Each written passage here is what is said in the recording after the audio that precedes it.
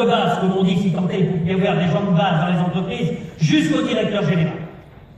Et certainement le savez-vous, et si vous ne le savez pas, je vous l'apprends, le législateur français a tellement bien fait les choses que quand tu ne retiens pas quelqu'un en France pour un recrutement, il ne vaut mieux pas lui dire pourquoi.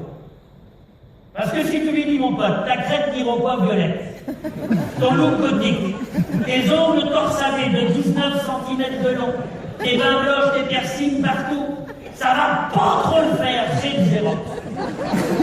Vous risquez qu'il se précipite au premier commissariat ou à la première gendarmerie venue, vous pétez une plainte pour discrimination. Et si vous êtes professionnel, qui plus est, ce qui est mon cas, et que cette plainte, il va la porter à ceux qui étaient hier à la direction du travail et de l'emploi, vous risquez tout bonnement jusqu'à l'interdiction.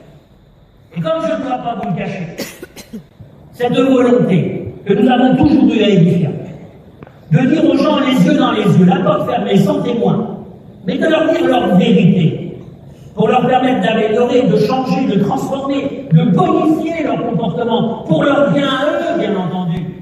Nous avons quelquefois joué de très vilains tours à Edifia.